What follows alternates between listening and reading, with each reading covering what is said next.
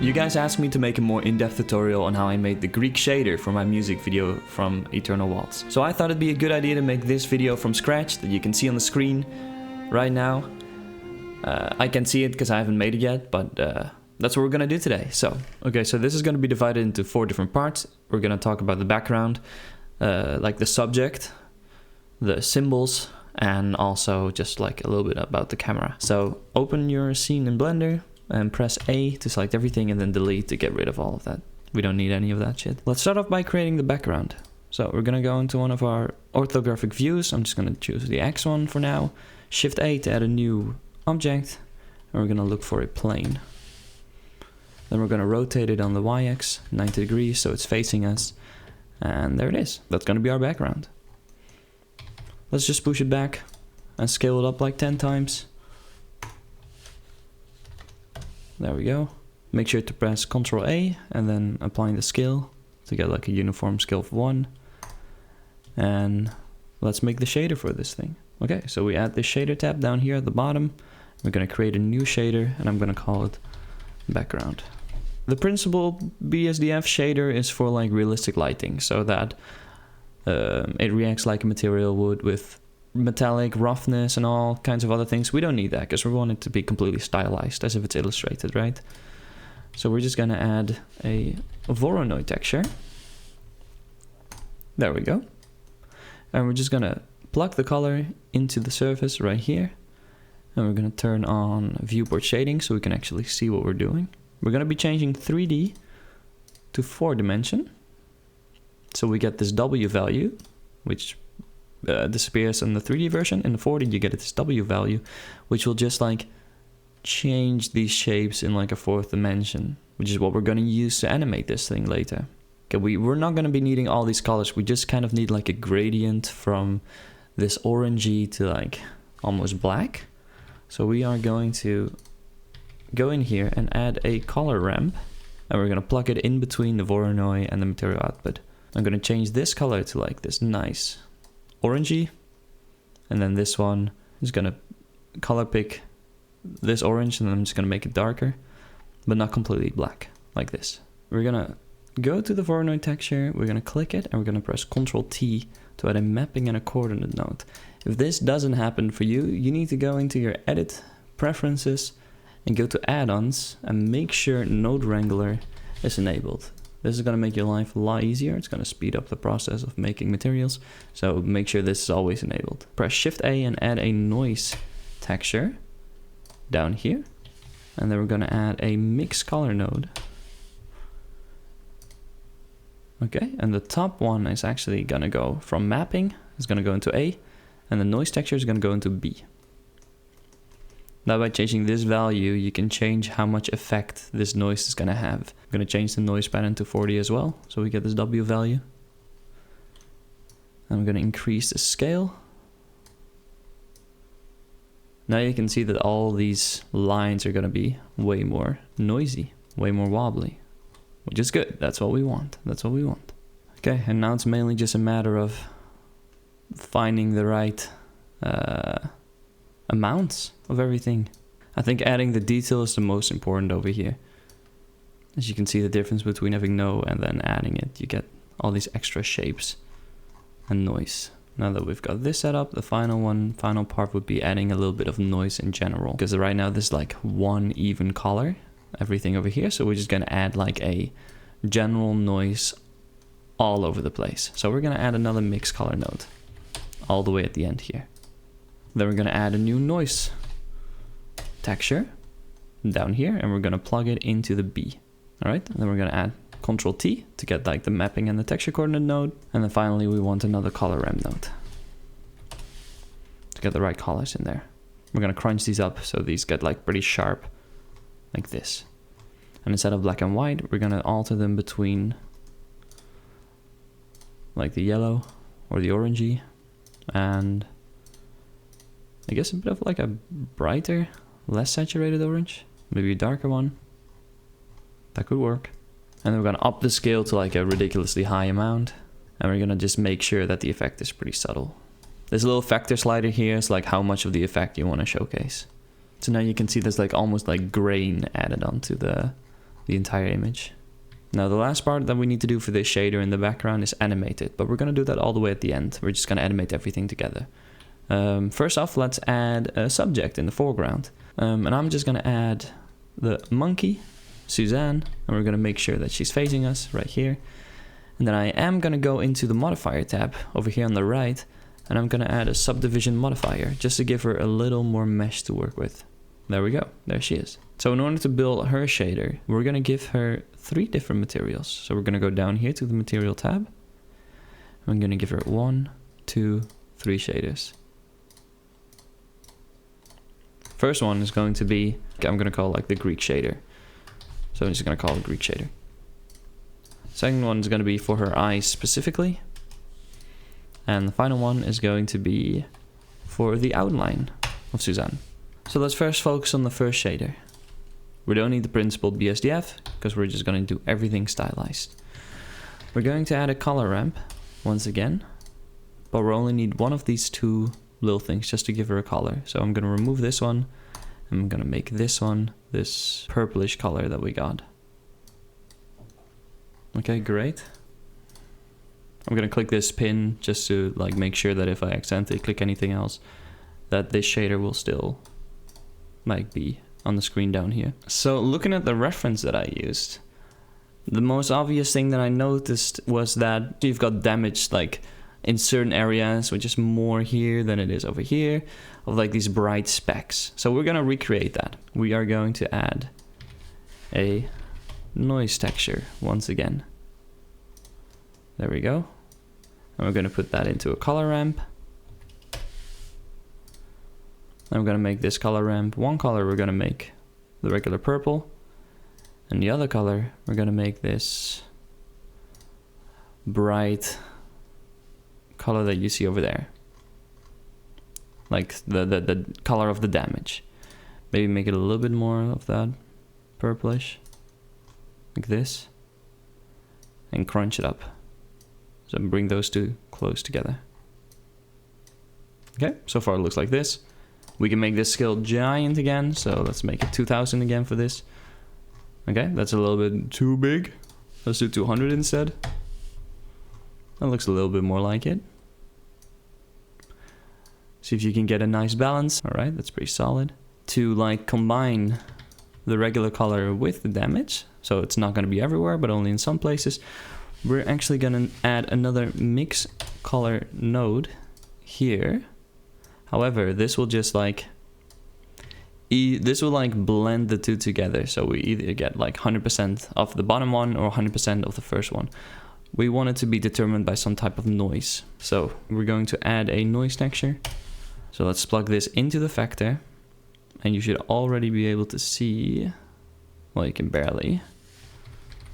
So let's use a color ramp over here to make it more obvious. And then you can start to see that in some places you will see the damage and in other places you won't. We're going to change this to 40 so we can animate it later with W value. Again, you can fine tune this to your liking. It's kind of what you prefer. You can copy my values if you like, but your object is probably going to look different if you're going to use this in your video. So make sure that it works for you. Okay, that's going to be the shader for now. So next up, let's do the eyes. As you can see here that the eyes are like fully colored in. So if we want to do that, I'm going to go into edit mode and I'm going to select the eyes by just pressing L for linked. You can select the eyes separately. And I'm going to go into the material mode and I'm going to select eyes and then press assign. So these will now have another material than the head. We're going to unpin this so we can actually focus on the eye material down here. Remove this, and I'm going to add a color ramp node once again.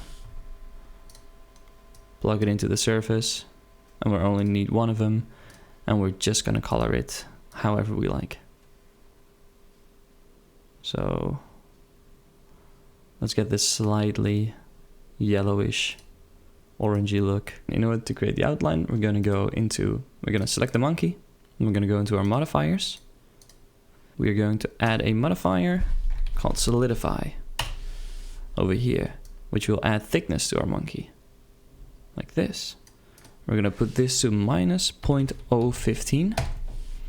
So it's just a slight outline that it's going to be. Then we're gonna go into the normals tab and flip the normals. And we're going to go into the material tab and give it a material offset of 2. As you can see, this will flip through the different materials that we have. Having a material offset of 0 will just give it the Greek shader, of 1 will give it the eyes, and of 2 will give it the outline. Alright, so let's make the shader of the outline. We're going to delete the principled BSDF, we're going to add a color ramp, connect this into the surface, I'm going to remove one of these, and we're going to give this one the color that we want our outline to have. Like this. And then the final step would be down here in the material properties. You have this tab called backface culling, and we're going to turn it on for the camera. Now you can see that our monkey gets this outline. You can still control how thick you want this outline to be by just moving this. If you want thicker or thinner outlines, do whatever works for your character. All right, awesome. Looking good so far. In order to really convince this 2.5D look is by literally just drawing. So if you have a drawing tablet, I would recommend using that. But if you don't, you can do it with mouse and keyboard by just pressing Shift A and adding a grease pencil object. Just make it blank. And now when you go into draw mode up here, you can draw, oh, let's put it to surface up here. And give it a slight offset of like 0.01. I should be able to draw, and it'll be, yeah, slightly in front of the model that you draw on. Okay, so put the strength full, give it a nice color. You can do that down here in the material tab. You can see that it's got the black material selected, but we're just gonna add a new one, and we're gonna call it detail. And we're going to make the color the same as that we use for the eyes. Now you can see that it's the exact same color. All right, we're going to make the radius a lot smaller, 0.05. I'm just going to make him look a little bit sad and tired, just to get a bit of detail on there. Maybe even make him frown, because why not? Wonderful, look at this, he's looking beautiful. We're gonna go back into object mode. We're gonna select the grease pencil, and then we're gonna select the monkey itself and press Ctrl P and parent the grease pencil to the object, so that whenever we move the object, the grease pencil will go with it. Alright, so if we want to recreate these symbols in the background, for example, you can use any reference you like. I'm gonna use this one. We're gonna start off by adding these circles, and then we're going to add these symbols going in a circle like this after that. Circle is going to be incredibly easy. You're going to press Shift A, and then you're going to go to curve, and then you're going to add circle. Let's rotate it on the Y-axis 90 degrees so it's facing us.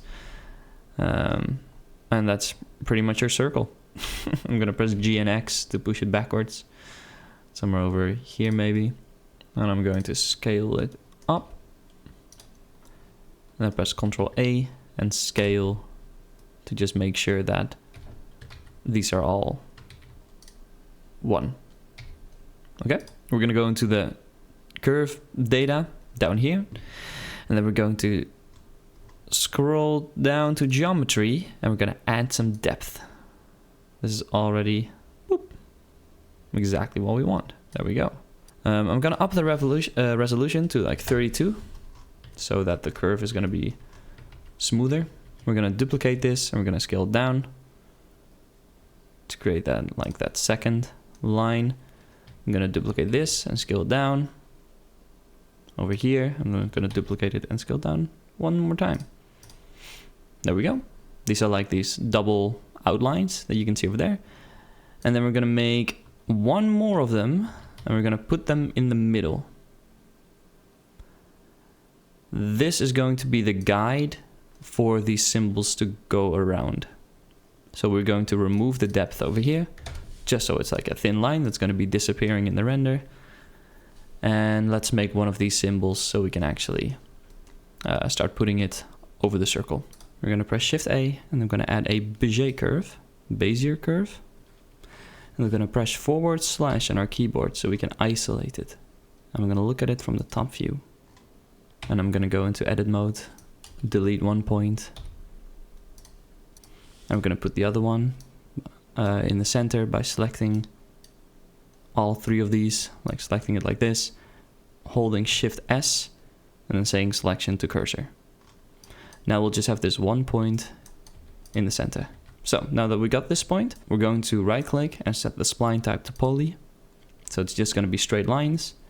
And we're going to press E and move it up. You can use the squares that you can see here as like a guide for where you should put them.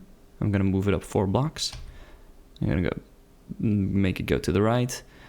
Doesn't have to be exact. Just go, you know, somewhere along those lines. Down, left, up, and then finally right again.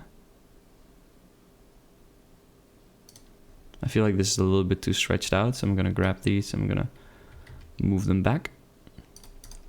All right, then we're going to select all these points. We're going to press Shift D to duplicate them. And we're going to rotate them on the Z axis 180 degrees. So select all of them, press R, Z, and then 180. All right. Now, we're not going to be needing this point up here. So we're going to remove that vertice. Then we're going to turn on vertice snapping. Usually you'll have 2 increments. So just make sure to go up here and press vertices. Then we're going to select all of these, press G, and then hold Control to snap it to different points. And we're going to snap it to the bottom one here. Okay, now the problem is that these are going to be 2 different points, and this needs to be one connected line. So you can't select both of them and just press M to merge them. It'll still be separated. So you just got to select one of these 2 points, like for example this one, delete it, and then press the ones that you want to connect, and then press F. And now they're connected. I just noticed that I made a mistake. We want these to be on the same height as the bottom. As you can see here, this is all like supposed to be the same height. So I just selected these both, press G, and then the axis that I want to move them on, in this case Y, and then move them by holding Control to that point. We're going to do the same over here, press G, Y, and then hold Control to move it to this vertice. I'm going to do the same over here. G, Y, hold Control to put them over there. All right, that looks better. Now that we've got one of these shapes, we're going to add a bit of depth over here in your data properties panel. Well, we use 0.05 as a thickness. Then we can press / again to go out of isolation mode. We're going to rotate this on the Y-axis so it's facing us. And this is going to be pretty important. When you look at the curve, it'll have this orange dot, the origin, in the center here. And this one will have the orange dot somewhere at the bottom here. We want this orange dot to be in the center of our curve as well. So we're going to select our curve, press right mouse click, and then set the origin to geometry. It's going to put it exactly in the center. Then we're going to make sure that the 3D cursor is exactly at the origin of the curve, which it is right now, but let's imagine it's not. So let's put it over there. You're going to select the curve that you want your symbol to rotate around. Then you're going to hold Shift S. You're going to put the cursor to the selected. It'll put it in the center here. Then you're going to select your symbol, and then you're going to hold Shift S and say selection to cursor up here. So now it's going to be exactly at the same spot as the curve. Let's rename our things because that's probably a good habit. Okay, great. We're going to go into the symbol and we're going to give it an array modifier. This will give it like, you can add as much as you want over here. Boop. And then after that, we're going to give it a curve modifier, which will tell you where the things should be placed, which is going to be around that curve. So we're going to press this little eyedropper tool. I'm going to select the guide over here. All right. Doesn't look perfect yet, but it looks pretty promising. This is way too big, so I'm just going to press S and just going to scale it down until it looks pretty reasonable. Let's say around here is pretty reasonable. And then I'm going to press scale and just scale it on, in my case, the Z-axis, so like stretch it out a little bit. Okay, that looks pretty good to me. Now all of these are like kind of attached in a weird way. You can see there's a little space in between them over here. So we're just gonna look into the relative offset that you can see here, and we're just gonna alter this until there's a little bit of space in between them. Now let's see if we can close this gap and see if we can match the difference between the final two with like the difference between all the other ones. Something like this. And there we have it. We've got the symbols rotating in a circle around it like we see in the image over here. Final thing to do is give it a material. In one of these videos I actually made them glow at some point, and I think that'd be kind of fun to showcase here. So we're gonna go into the materials, and we're gonna add a material here and call it symbols. And we're gonna remove the principled BSDF, and we're gonna add an emission shader. I'm just gonna plug that in over here. And we're gonna add strength to it, like give it a strength of 10. You can see that the color really pops now, that it just like, it's a very bright white right now, but it doesn't really seem like it's glowing yet. There's not like this faded blurry glow around it. So if you want to do that, we're going to open a new tab on the side here, and we're going to change this tab over here to the compositor and turn on use nodes. Great. Now all we need to do is add between this first and final layer, Shift A, and add a glare node. Plug it in between here, and if you want to see the effect, you can go up here to this drop down viewport shading, and you're going to select down here at the compositor, you want to showcase it always. Now this looks a little strange, so let's change the streaks to either bloom or fog glow. I'm actually going to change it to fog glow, and we're going to change from medium the quality to high, and we're going to lower the strength by quite a bit. Something like this. We can change the size of the glare, you can change anything you want down here. Okay, great. Now let's give it a nice color, and let's give these the same material. Symbols. Very cool. Now we've got glowing symbols around the monkey. This maybe feels a little bit too extreme. I'm actually gonna make the lines a bit thinner. Alright, that looks a little better to me. Now that we've pretty much got all the pieces, I'd say we add a camera and we can start animating everything. Okay, so Shift A, go down to camera. We add a camera. G, X, move it all the way back. We're gonna open another panel up here and we're gonna set that. We're gonna press 0 so we can view it from the camera. It's rotated in a bit of a weird way. Put this to 0 and put these to 90. So it's looking straight ahead. If you go into your camera settings down here, you can give it a very short focal length, which almost creates like this fisheye lens of like being really close to something and creating a lot of depth. Or you can put the focal length very high and it'll create like this really long lens for close-up shots. And I think that looks a bit nicer. So now if we put it like at 90, for example, if we move this thing, you can still see that the monkey is in front of the symbols behind it and in front of the background, but it's not gonna have like this crazy like distortion, I guess you can say, in the lens. Okay, let's open the viewport display and put the PES/2 or whatever it's called to 1, so everything around it will be black. That way you can more clearly see what your camera is going to see.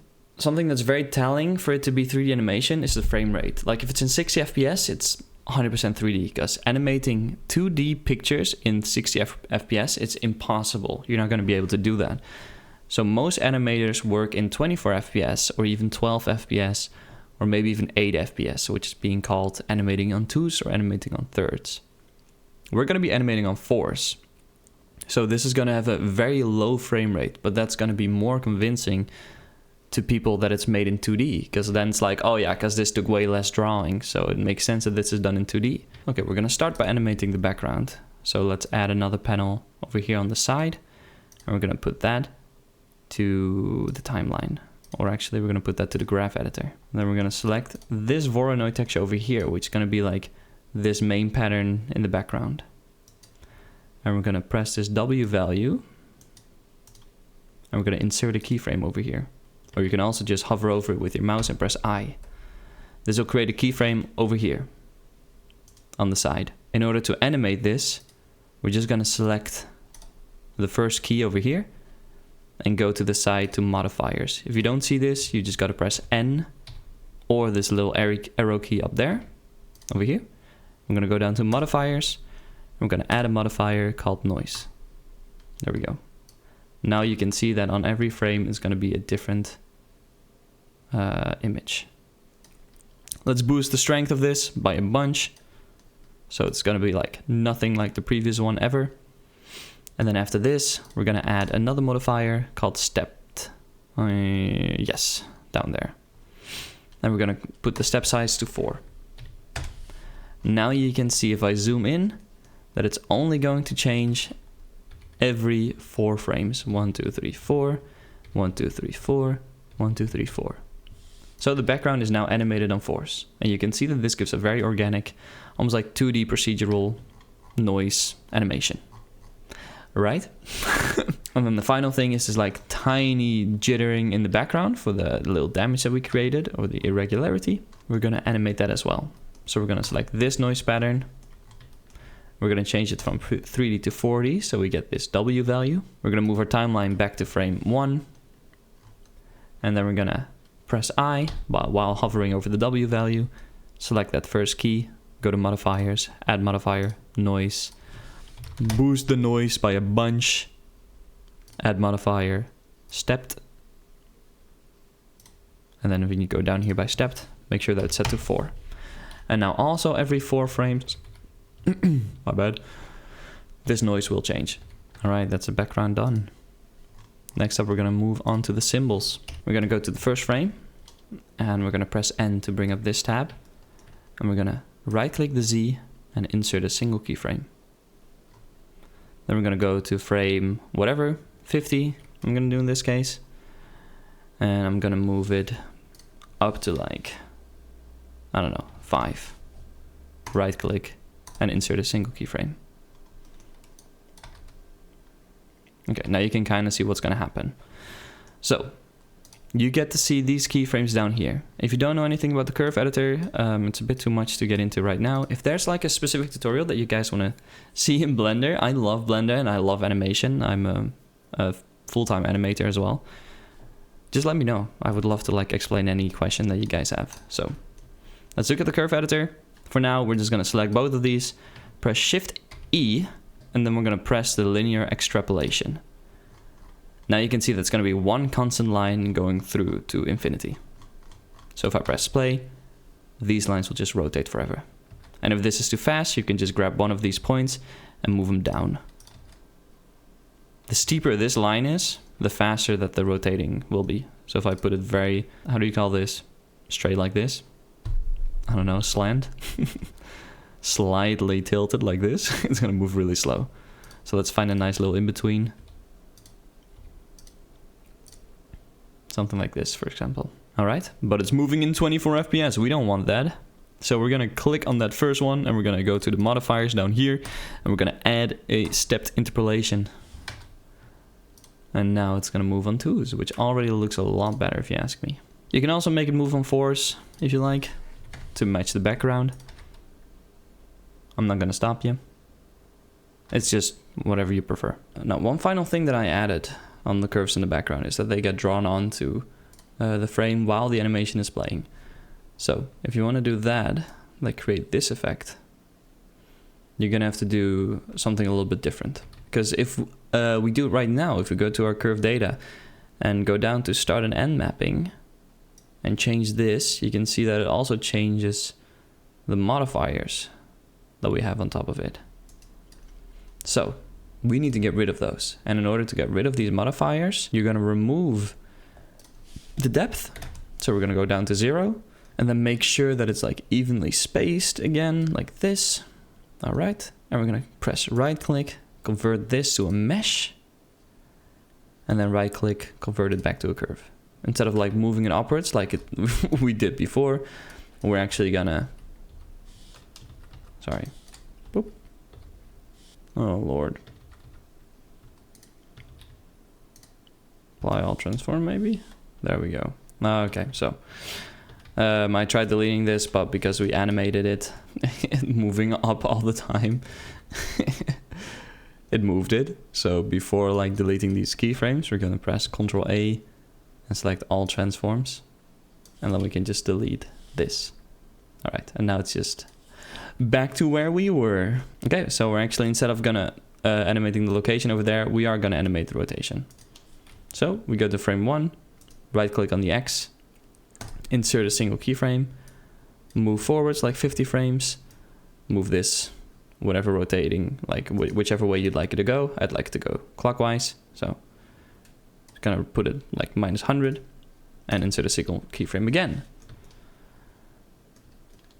By the way, if you see me do this in the keyframe editor, you can just hold down Control and then hold middle mouse button, and you can like scale this up and down or sideways. All right, we're gonna select both of these frames here, hold Shift E, linear extrapolation, and now we can see that's rotating again. Maybe make it go a little bit slower. Yeah, sure, that'll do. And then click the first one, add a modifier, stepped, and we're gonna put this at 2. All right, we're back at where we were. Now we can go back into the data properties over here, give it a bit of depth so it matches the outlines. Go to your materials and give it that symbols material again. And there we go. And now finally, when you go back to the data properties to start an end mapping, you can see that this is now working the way we want it to work. Okay, so we're gonna go to frame 1, put the end mapping up to 0, insert a single keyframe. Then we're gonna go to where we want it to be fully shown. I'm just gonna go to frame 100 for now. And I'm gonna put this at 1. Right click and insert the keyframe.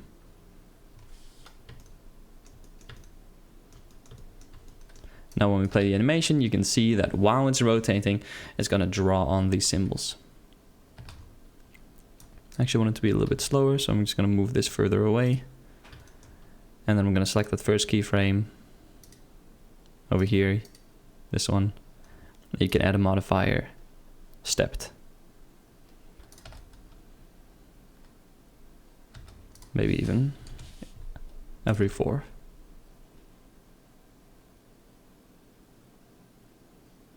And now it's being drawn onto. How cool is that? That's the animation for the symbols. Now let's give a little bit of life to the monkey. I'd say that we just kind of like it's gonna look around, or it's kind of like floating in the air. So I'm just gonna press I on all 3 of these by just hovering your mouse over any one of them and pressing I.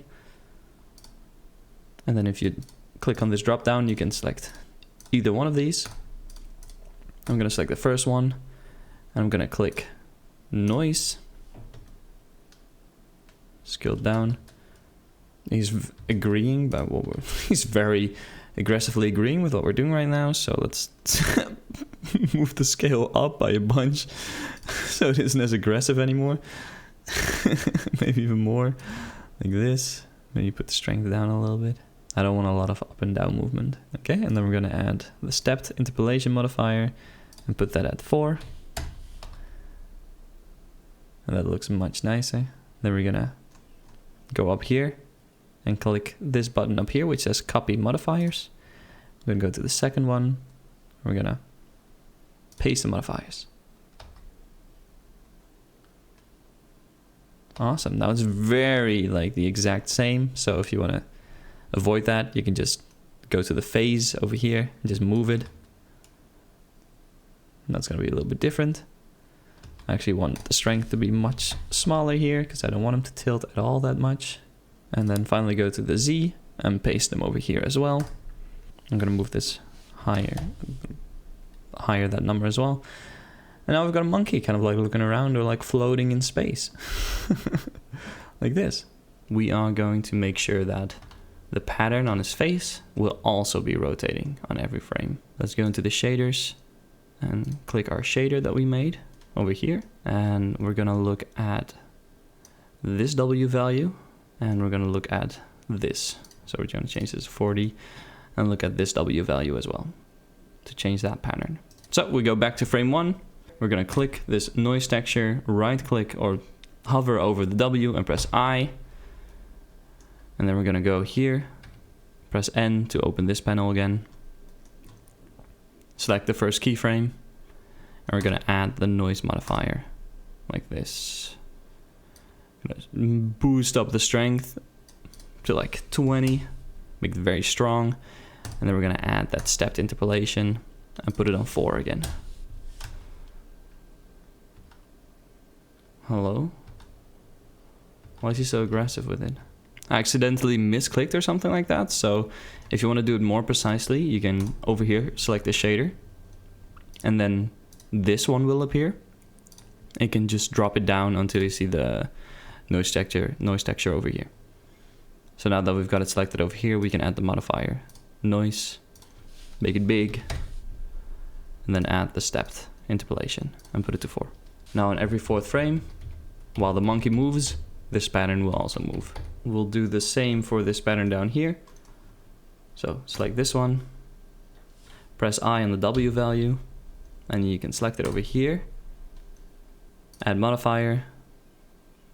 You know what, we could probably just go here and then copy the modifiers over here, then select this one and paste them.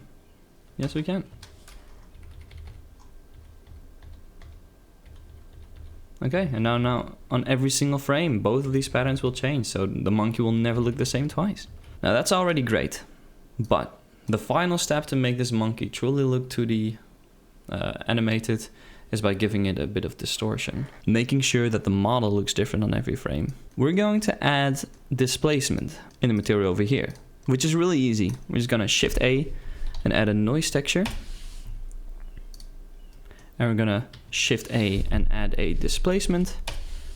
Then we're gonna plug the color into the height and the displacement into the displacement, and go down here in your settings for your material and change bump only to displacement and bump. Okay, well, now you can kind of see the effect.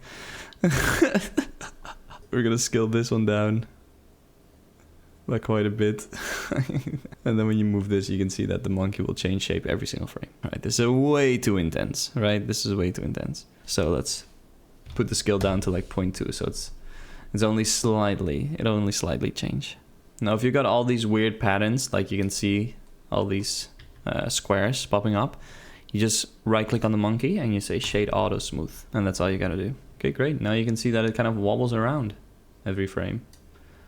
I'm gonna make this a bit smaller, put it to like 2.8, maybe 3. Nice, this will look good. So we're gonna go back to frame 1. We're gonna hover over the W value, press I. We've done this a million times, so we're gonna select this noise texture on the left here, and then we can click it down here. It's already highlighted, so that's great. And I think we can just paste the same modifiers that we used. And now you can see that it changes the thickness of the lines and kind of the shape on every single frame. So now that the monkey is kind of being displaced on every frame, we're also gonna do the same for the grease pencil, like the little lines on top of it. I'm gonna move back to frame 1. Over here, we're going to select the grease pencil, we're going to go into the modifiers, and we're going to add a noise modifier, like this. Then we're going to turn off random, and let's see, we're going to up the scale, move this down, just have it slightly affected, and now when we scroll through this, you can see that every line is going to look slightly different. So let's animate this. Hover over it with your mouse, press I, it's going to show up down here, and we're going to add a modifier. Actually, we're just gonna paste it again, but you can also just add the noise and the stepped. I'm just gonna paste it.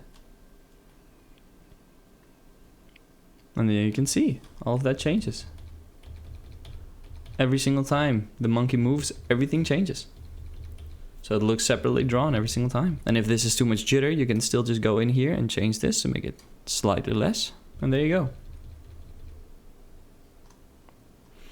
Alright, so now that the monkey is completely animated as well, we are going to move on to the camera, which is going to be the easiest part, honestly. I'm just going to go to frame 1, and I'm going to open this panel up here, or by pressing N, and I'm going to set a keyframe on the X axis. So right mouse click, insert single keyframe, then we're going to move all the way to the end, in my case to frame 250, I'm just gonna move it forwards. So like here. And then right mouse click, insert single keyframe. Then I'm gonna select both of these keyframes, Shift E, and select linear extrapolation. And then finally, I'm just gonna click on this first one and add the stepped interpolation modifier. And 2 frames is gonna be perfect for the camera. And now we can play our animation, and we'll see this. All right, and I think that's pretty much it. So if you stuck around through the entirety of the video, I'm sorry, but thanks anyway for watching the whole thing. I hope you enjoyed it and I hope you learned something. If there's a specific question, go ahead and ask me. Feel free to give feedback as well. Yeah, I think that's it for me. So if you enjoyed the video, then leave a like and subscribe, and I'll see you next time. Bye. Hey, it's me, Editor Pod. If you want to render this out, by the way, the grease pencil, make sure to go down here into your view layer and enable the Z pass in your data. Otherwise, all the grease pencil will go in front of your object. This way it'll know when the object is in front of the grease pencil. So make sure to enable that. That's it. All right. Thank you again so much for watching and have a good night. Bye.